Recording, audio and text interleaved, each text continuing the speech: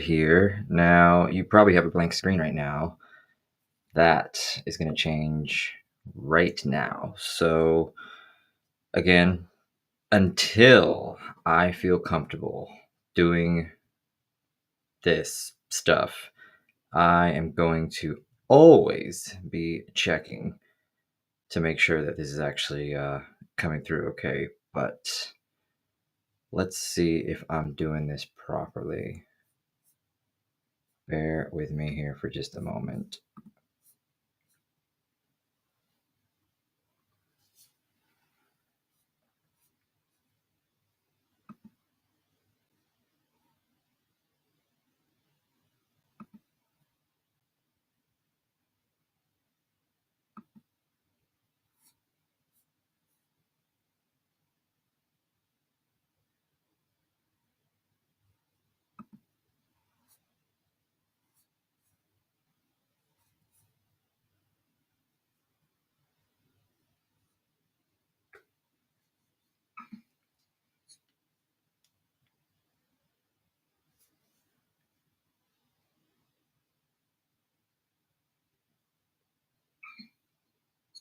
All right, I think this is working. Minor technical difficulties.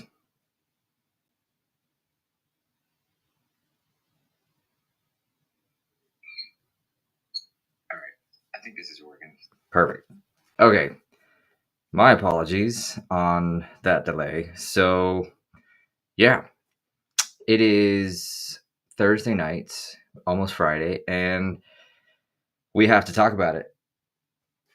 Of course, being the nerd that I am, obviously you have to have the merchandise, but after I think it was 14 years, 14 years, we have finally gotten the third film in the Tron franchise. And I have a lot to say. In fact, I took about 8 pages of notes on my phone here.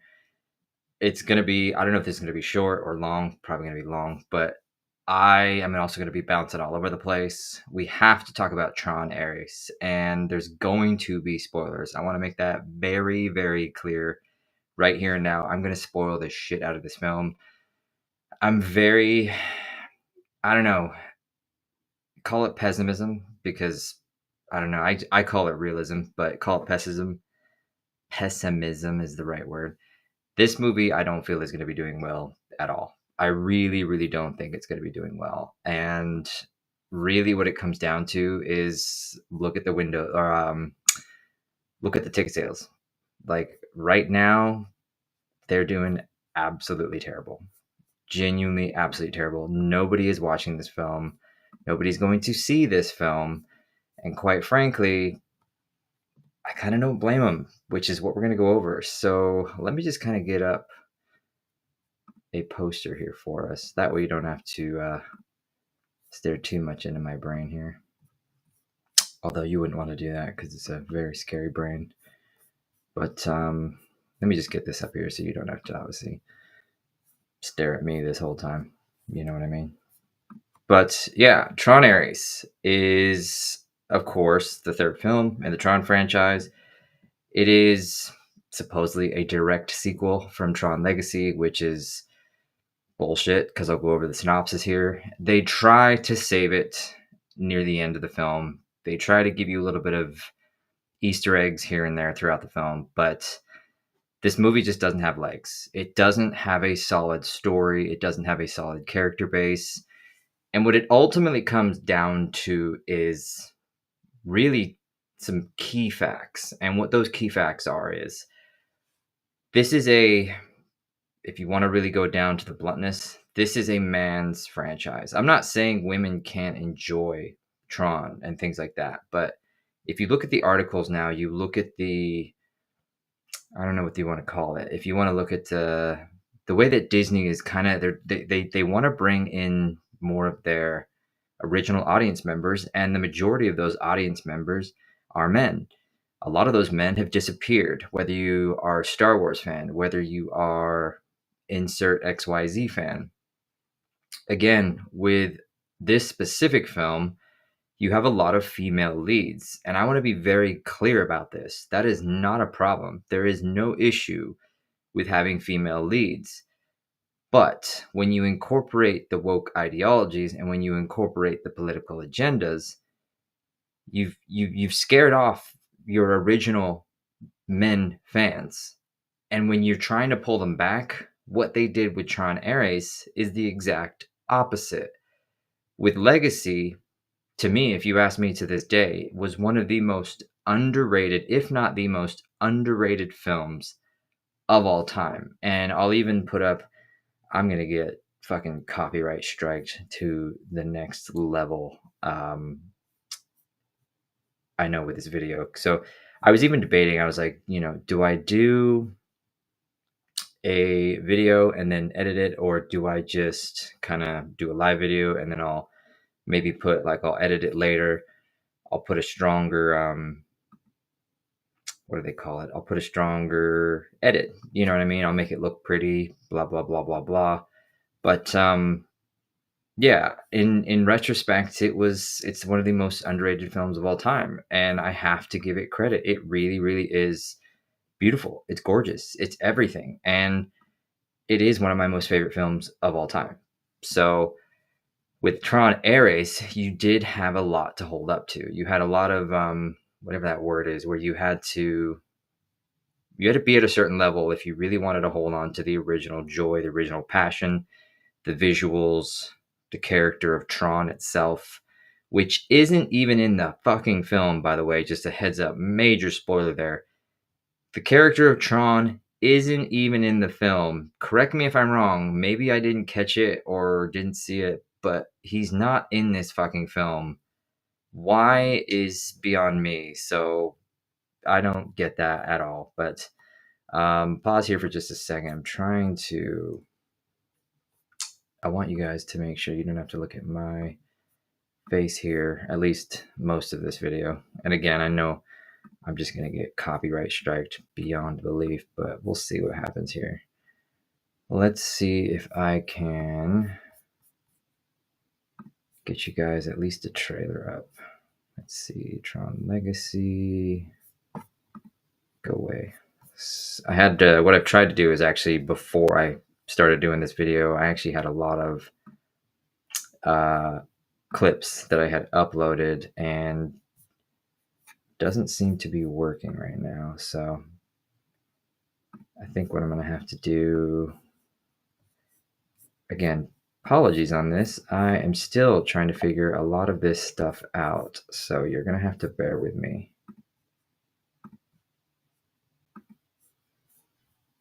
Maybe this one will be it. Let's see if this works. Hey, there it is. Tomorrow, you and I hit the arcade. Okay. First game's on me.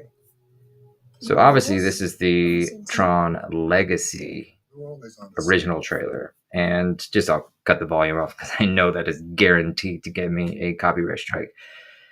Tron Legacy was special. To me, it was an amazing feat in cinematic everything, from the visuals to the story to the continuation of the original film back in the early 80s. This film defined movie making and story writing and character development and everything else in between. So it had a lot to hold up to. Disney had a lot of, you better not fuck this up with Tron Ares. And like I said in the beginning of this video, or maybe I didn't, but is Tron Ares a good film? Yes. And that's scary to say. It's rare for me to say. But it isn't a Tron film. And I'm going to go into that here in a few moments. Tron Ares is not a Tron film. And sure, maybe I'll get some flack for that. I'd love to hear your thoughts. Speaking of which, obviously, if you wouldn't mind, go hit that subscribe button, give me the likes, comments. I would love it so much. But with Tron Ares, this is really just a sci-fi standalone film with about, I don't know, maybe 5 minutes of original content trying to tie back to the first Tron and, of course, what you're seeing right here with Legacy. But again, with Legacy, as you're seeing with the trailer, if you've never seen it, or if you haven't seen, like with the bike, with the light cycles, which let me pull that up too, because again, that is, if anything, that's probably one of the more beautiful, basically scenes of this entire franchise. So let's go back to me solo for a second. And then what I want to do is I'm going to pull up that light cycle video I had here. I promise you guys, I'm going to get better at this. I really, really do. This is why, again, I think I've told you guys, doing this live is actually kind of better because, if anything, I can just ramble while I look for what I'm looking for. And then I don't have to worry about editing this shit later. It's kind of nice. I'm not going to lie. All right, so here is the video. Now, let me see if I can get this shared with you guys. All right, and then turn off that volume because I guarantee if I'm not already getting a copyright strike on YouTube, this is definitely going to be getting a copyright strike. So yeah, this was the light cycle shot back in Tron Legacy. And the reason I'm showing you this is because we are going to get to the synopsis of Tron Ares, but I really kind of wanted to start this video off with my love and passion for Tron Legacy because, as I mentioned, it's a gorgeous, incredibly written film. It was way ahead of its time from a visual perspective, as you can literally see through the trailer or through some of these videos I'm showing you in the background. I would recommend maybe watching this on Rumble because probably by now I've gotten a copyright strike, but it is what it is. Look at that. This was back in 2008, I think it was. Correct me if I'm wrong. Or at least 2011, something like that. It's 14. I literally think it's 14 years old, but it was just astonishing. There's so many positive words that I could use to describe this movie. It's even so to the fact that although they tie back into the original 1980s Tron film, it stands alone. And I think that's, although I'm kind of sounding a little bit hypocritical when I talk about Tron Ares, being kind of its own standalone film, what made this movie the definitive Tron film was because it only built further from what we knew from the original Tron film in relation to the grid. In Tron Ares, and I shit you not, you get about maybe 3 to 5 minutes of actual grid footage, of actual grid scenes. The rest of it is in the real world. Again, it was something I was worried. I've talked about this on this channel. I was really worried about it when they kind of first announced the movie. Tron Ares. I was like, looking at this trailer, there is a lot of real world stuff in here. I don't know about this. And lo and behold, that's the fucking movie. The movie is 90% based in the real world. Now, I know I'm going to keep going back and forth on this opinion stuff. Is that bad? Is it good? Is it both? Is it a mixture? You tell me. If you ask me, I don't think it was a good play because the good part, one of the great parts about Tron Ares, visually was stunning. It was absolutely incredible. Some of these, if you are not watching this in theaters, you are going to miss out. And we'll get to that at the very end of the video because I want to talk very briefly on that about the theater attendance, which is minuscule from what I'm seeing. This was leaps again ahead in relation to providing you something visually stunning, visually amazing, visually something that you have never seen before. And I dip my hat to the folks, I think it was ILM that actually did this Tron Ares film that also did Tron Legacy. You're just left in awe, and especially with the level of shit that we are getting nowadays in like Marvel films, DC films, blah, blah, blah, blah, blah. Seeing some of these visuals is just wow, absolute wow. And to watch it in IMAX is even holy shit. I cannot wait for this to be basically released on digital because it's just going to be absolutely amazing to watch this at home. So again, I'll finish up this legacy spiel, but I just wanted to give you guys just again my quick spiel on how much I love it, how much I adore it, and really how much it's kind of affected the continuation now into Tron Ares, which, if you ask me, and I'm going to keep going back to this broken record, it's what we do on this channel, Tron Ares probably going to be the last film. It really, really is. This is probably the last film that Tron is going to have a title in. And it breaks my heart. It really, really does. So, excuse me, let me pop up some of this other stuff too here. Bear with me just for a second. You know me, apparently it takes me forever to bounce back. Like I said, one day I'm going to learn how to use this stuff better, this whole editing software. That way I can just kind of bounce between videos and stuff like that. And you'll be like, oh my God, wow, he actually does know what he's doing. Yippee.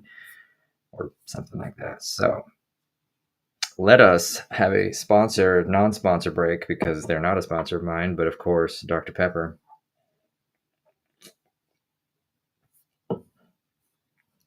And then we'll, then we'll get into, of course, Tron Ares. Now, as I've said, I want to make it very, very clear. I'm going to start talking about Tron Ares. I'm going to be spoiling the shit out of it. So if you are not wanting to learn what is going on in Tron Ares, you best look away right here and right now because I'm going to start talking about it. So let's get into Tron Ares. Now, you're going to have to bear with me. That's why I'm putting up this little video in the background because I have about 1,000 notes that I wrote down to kind of give you guys a little bit more about what this is all about. Shockingly, at least not yet, I have not gotten a what does they call it, a copyright strike yet on YouTube because this is apparently streaming to YouTube as well.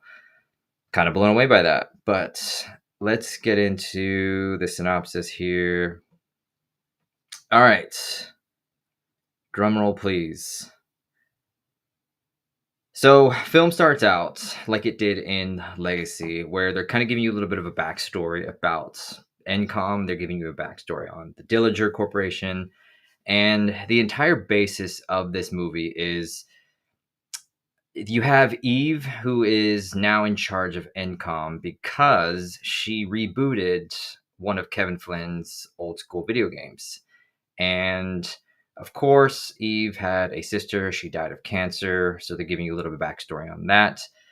But it's already where the kind of downfall begins in relation to what we talked about earlier from the fact that I want to be clear, I'm going to be a broken record here. It is not a bad thing to have a female lead or females plural because Athena, which I think is one of the bad guys we'll get to here in a minute, but it's not a bad thing to have female leads. But let's be clear, Tron is a male-dominated franchise. If you want to get these guys back into the seats, Jared Leto is not the guy to do it, if you ask me. You're really not. Dillinger, who also was played by the guy who plays Quicksilver, you'll know him if you've seen him. Oh, yeah, there it is. Hold on a second. Dun, dun, dun, dun. Yeah, I thought so. But anyway, okay, so if you're watching this on Rumble, which most of you are, I appreciate that. Yeah, YouTube is probably already shutting this down, which, whatever. These videos come from people on channels across the world, and this is simply, I'm not getting paid for it. I just want to be clear about that.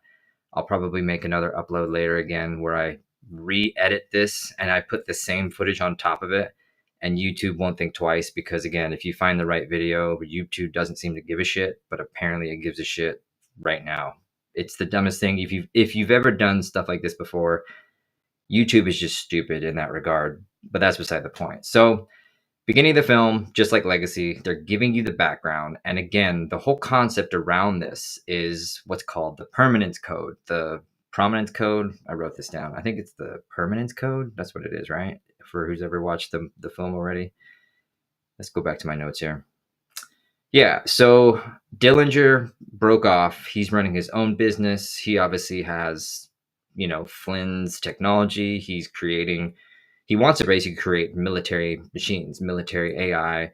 We see Jared Leto, blah, blah, blah, blah, blah, blah. And NCOM is just another similar company that when Eve rebooted the video game with her sister, she also is trying to find what's called this permanence code that was created by the original Flynn, so that when you bring, at the end of Legacy, when you had, what was her face? Olivia Cook's character, when you had her come back into the real world, how long did she not only stay in the real world? Because according to Tron Ares, you only have 29 minutes before you deregulate, or whatever the Tron word is. And I'm terrible, call me a bad fan, but that's the best I can come up with right now on the top of my head. So it's kind of interesting now that I'm thinking about this out loud, this entire basis of this film with this permanence code is they only have 29 minutes in the real world before they basically disintegrate. So is Olivia Cook's character from Tron Legacy still alive? They don't even mention it. They don't even give you any sort of backstory into that. They give you a literal 10-second glimpse of Sam Flynn, who just left the company for personal reasons. That's it. That is literally the only information they give you from the previous Legacy film. What the actual fuck? Go to the end of the film. Big spoiler here. Jared Leto's character, obviously, they get the permanence code. They save Jared Leto. Jared Leto, who is Ares, manages to get basically into the real world, stay in the real world because he has this permanence code, because Eve helped him out. Obviously, Ares was the bad guy, switch sides. We're going to go through all this. The reason I'm mentioning it is because I'm literally thinking about it as we speak. At the end of the film, when he's obviously in the real world, he's obviously, I say obviously a lot, I apologize. He's traveling the world to kind of experience humanity, humankind, and you see a picture of Sam Flynn with Olivia Cook's character. I'm sorry, I seriously to this day cannot. You know what? Let's look it up. We have a phone. Otherwise, I'm going to have to go Olivia Cook this whole time. Not that that's a bad thing. She was actually pretty good back there. Let's look this up. Tron Legacy character. Cora. Oh my god. Yeah, I'm dumb. Okay. So the end of the film, Ares, aka Jared Leto, in the real world, because he has the permanence code, has a picture with coordinates, and it's a picture of Sam Flynn and Cora. So you can imagine they're starting to set up a future film where he, Ares, is going to go and try to find not only Cora, but maybe Sam Flynn if they're still together. But again, going back to the beginning, that this film basically gives you the idea that you only have 29 minutes. So is Cora even still alive? Or did she obviously disintegrate and have to go back to the grid? We don't know. They don't explain this. They don't give you any sort of clarification in that. So that's kind of a little bit confusing now that I'm thinking about it out loud.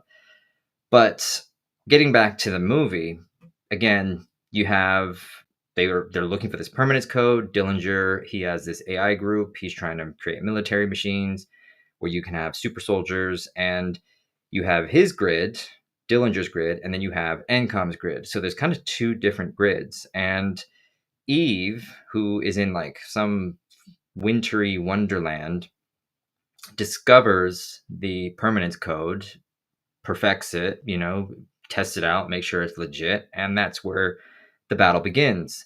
Dillinger creates Ares. Ares is a bad guy.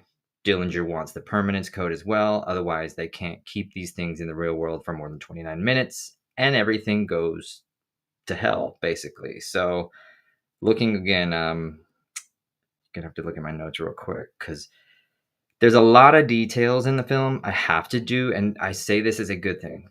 I have to give him credit. I really, really do. Let's go ahead and get back to me before that video stops. So let's go back to me here.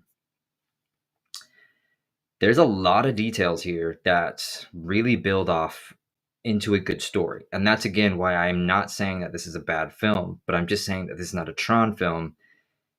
A lot, other than what I've already spoken about, it is just coming down to the fact that basically whenever they try to get anything from the grid, doesn't matter if it's Dillinger's grid or Encom's grid, to the real world, they're just 3D printing these things. They're not explaining, not that they did in the first Tron or the second Tron, but they're just AI. And what it is they're just AI 3 printed things that now have their own conscience. So with Dillinger, again, getting back to the synopsis, Dillinger finds out that Eve has the permanence code, so he sends Ares and Athena after Eve to basically try and get it. And if that means killing Eve, then he's going to do it as well.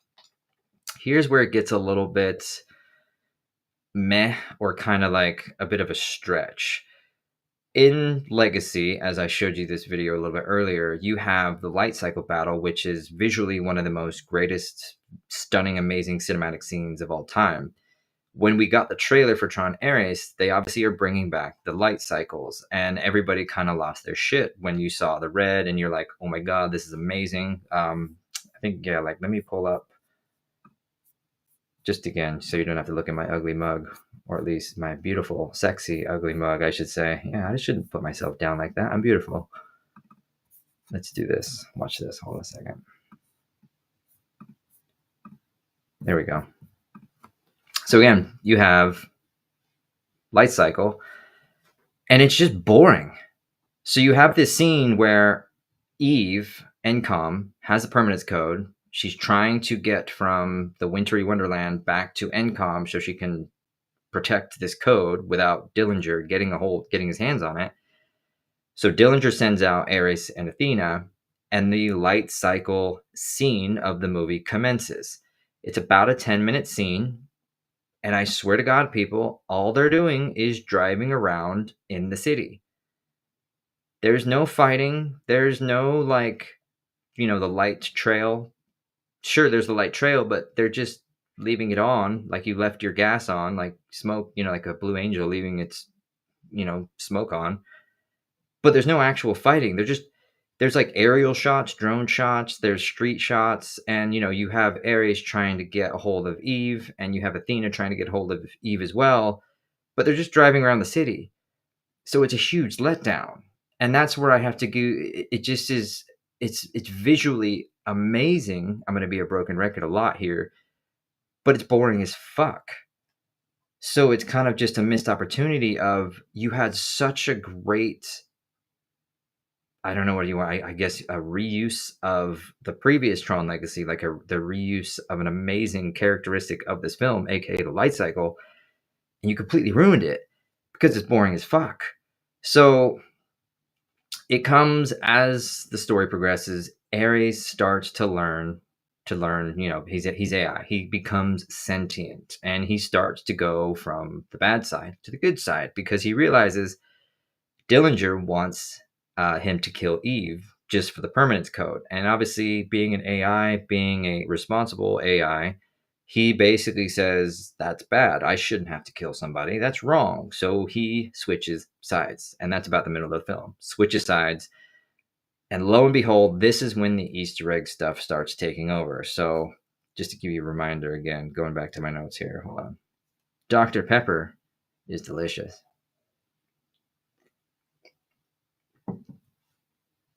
So, yep, permanence code, Eve's sister, the two grids. I mentioned this in the beginning. There is about, I want to say, maybe a 2 to 5 minute sequence of, so being that there's two grids, there's Dillinger's grids and there's Encom's grid, they basically try to hack each other. And it's kind of cool the way that they do it. And this is where I say there are good moments of this movie where, whenever they send a hack to one or the other grid, that's literally how you see the red guys battle out the blue guys. You might have seen a trailer for it, or go watch a trailer, because it actually visually is absolutely incredible. But I love that concept that, in the real world, you just have these nerds on a computer, but in the grid, you have actual programs that are battling each other with discs, and it's pretty badass. But again, you only get about 2 minutes of it, which is kind of disappointing. So we'll pause around where Ares is basically switching sides. And let me just see again where my notes are at here. Yes, obviously at that point, Ares and Eve join up because Dillinger refuses to give up that permanence code. He will do whatever it takes. He's got investors, he's got the military. He hasn't told them that they only last 29 minutes, but in order for him to succeed and not lose the company, he needs to get this permanence code. So he now makes Athena in charge of somehow getting this permanence code and basically stopping everything so that he only can have that permanence code, even if that means killing Eve. Interestingly enough, they're able to one last time restart Ares. So he has 29 minutes to essentially connect with Eve, partner with Encom, get to the Encom headquarters, and somehow use the permanence code to allow Ares to stay permanently in the real world. It is creative. This is where I have to give points to the overall movie itself. It's a creative story. It really, really is, because it's a race against time.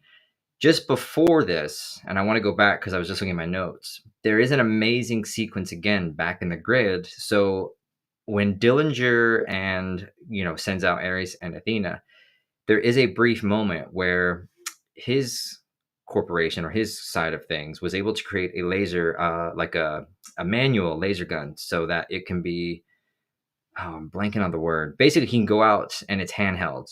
You don't have to be stationary. It's mobile. It's a mobile laser grid thing. So he actually manages to shoot Eve and pull her into the grids.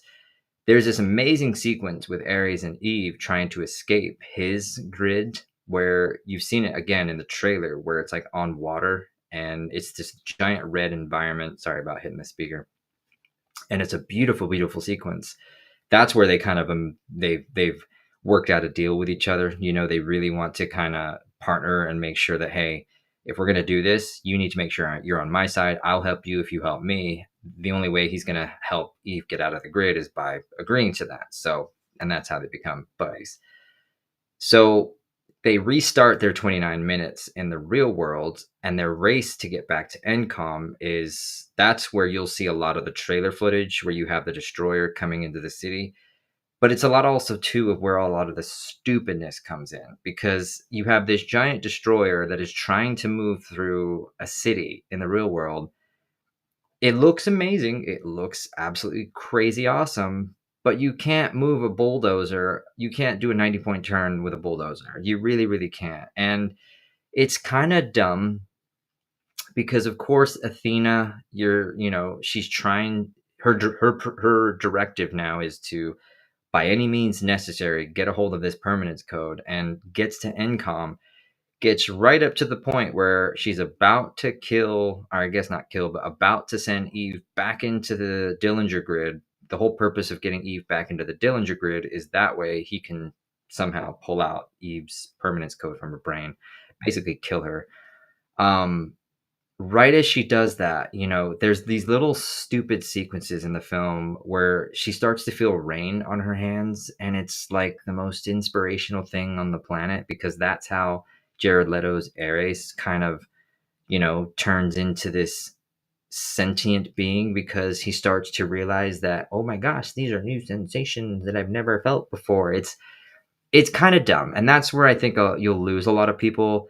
They're very small little snippets in this overall film, but it is kind of silly and it's kind of dumb. So with that split second scene, her 29 minutes is up. She's got to go back, redo her whole 3D printing, and then try again to go back to Encom and try and get Eve with the permanence code. This is where they throw this. We're now at the end of the film. This is where they throw the Easter egg, because not only does what do they say?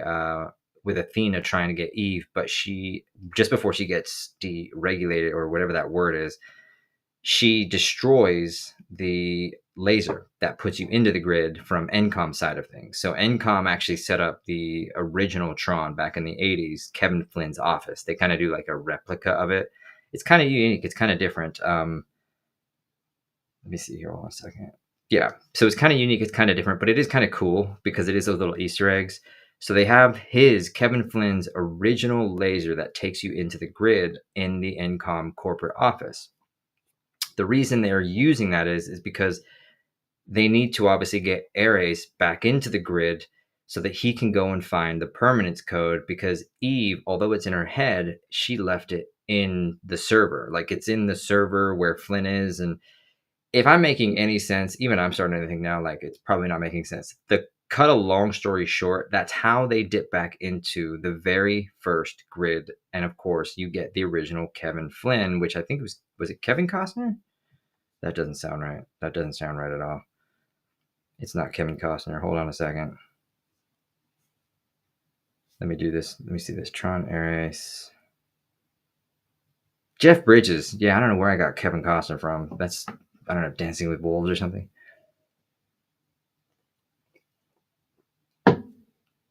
So with Eve trying to kind of get this permanence code protected, trying to help out Ares, Athena is trying to get Eve back into the Dillinger grid so that he can extract the permanence code from Eve.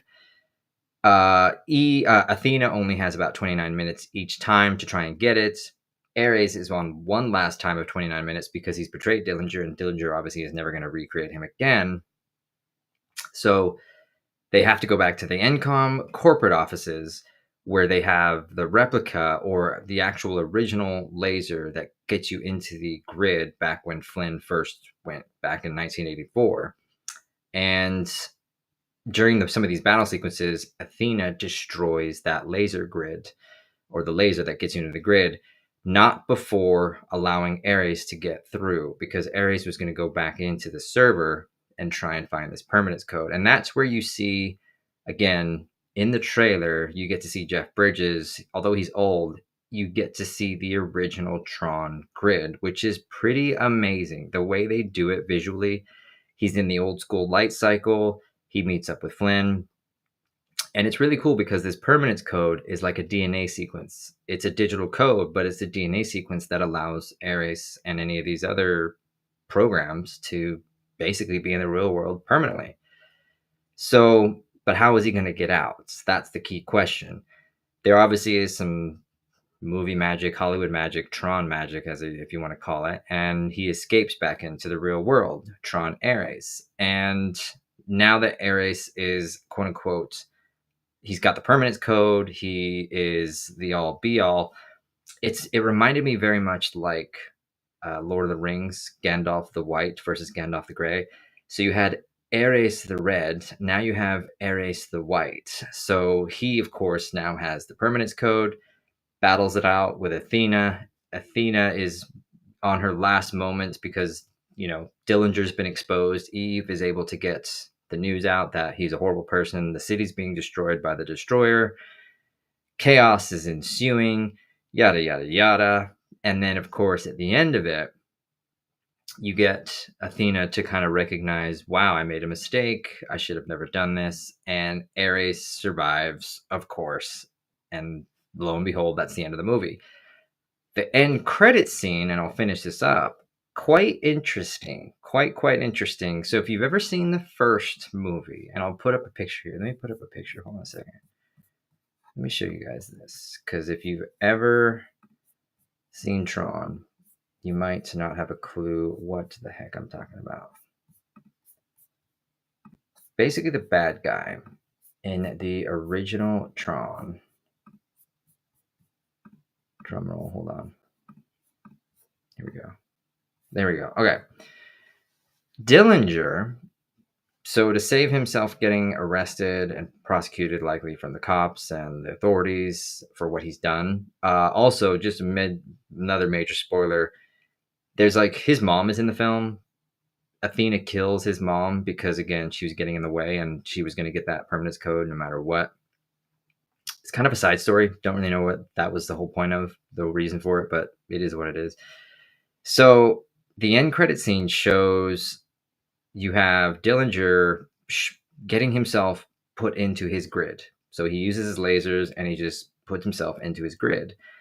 And behind him pops up the disc. So just like any Tron film, whenever you get an identity disc, the disc pops up and that's what writes your information to it. But it's an old school disc. It's the original one like you're seeing in this video right above me. There you go. So what happens is you see him transform into his grid. He grabs this disc and his whole body transforms into what you're seeing here. The bad guy, I think his name was Stark or something like that. So it's interesting because, like I said, not only are they setting up to have Ares try and go and find Cora, who maybe likely is with Sam, but they're also setting up the fact that now is Dillinger going to be the original bad guy from the Tron 1984 movie. So that's those little pieces that I have to give it credit in relation to saying that, you know what, it's not terrible.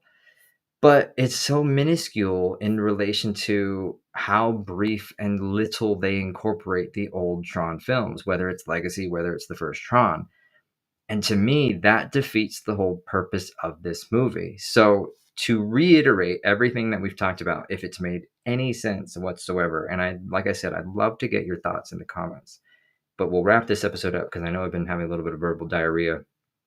If any of this has made sense, and I'll try to make this better next time. Tron Ares, I would I'd give this a solid 2 to 2.5 cups of tea out of 4 from yours truly, Spot of Nerd. Is it a good film? Yes, it is a good film. Is it a great film? Not by a mile. As we've mentioned before, Tron with Disney, the biggest issue Disney is having right now is, of course, getting the boys back into that theater, back into those theater chairs, whether it's even on the streaming service as well. This is not the way to do it. Disney, you are doing it incorrect yet again. You're destroying yet another franchise. I don't even care. I know there's been already some public release of critics' reviews. I mean, again, I'm minuscule compared to most, but a lot of people are destroying this film for other reasons, just in relation to the story, the music. Dear God, this music is fucking atrocious. So they have one song, Nine Inch Nails. They released. You know how there's always that one song that everybody knows. This song intro plays at like 20 different scenes in this movie. It becomes obnoxious and annoying, and that's one of the biggest downfalls of the movie, regardless of everything else that we've talked about. So that's one of the big flaws. But the second big flaw, other than not, it's the female leads, which I have no problem with. I want to be very clear about. I have no problem with having female leads. If you're going to try and redo this 14 years or whatever it is later, and you're going to make another Tron film, you have to go back to the basics. You really, really do have to go back to the basics if you want to not only get your audience to return, but if you want to really create this Tron universe. You made a solo film here, Disney. You made a completely separate film that has nothing to do with the original Tron movies other than about 5 minutes. In the 5 minutes that you are trying to make it a Tron film, you're simply leaving Easter eggs. You're giving us the old Flynn laser gun. You're giving us the old original Tron grids. You're bringing Jeff Bridges back. You're doing the Destroyer. But everything else has nothing to do with Tron. Ares, nothing to do with Tron. The AI, the 3D printing of everything, nothing to do with Tron. The grid, you spend 30 seconds barely on the grids, and you don't really clarify why there's two different grids now. They're different servers.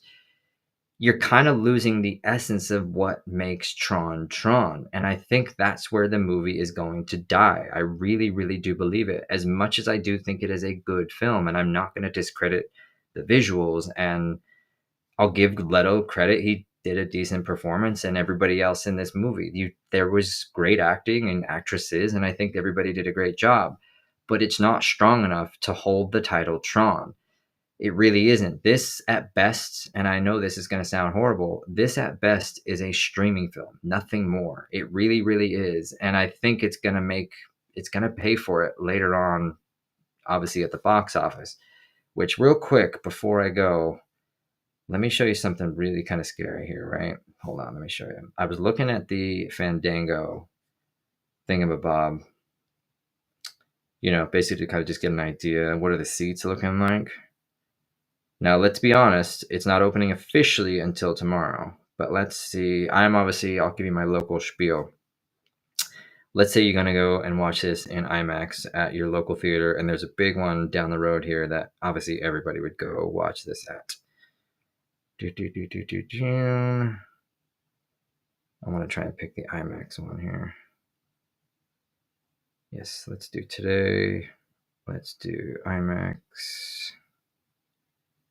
Wow, there's even only like 2 showings in some of these theaters. And I'm sorry, the movie's a 2-hour movie. You can easily put 3 hours, 3+ showings in this.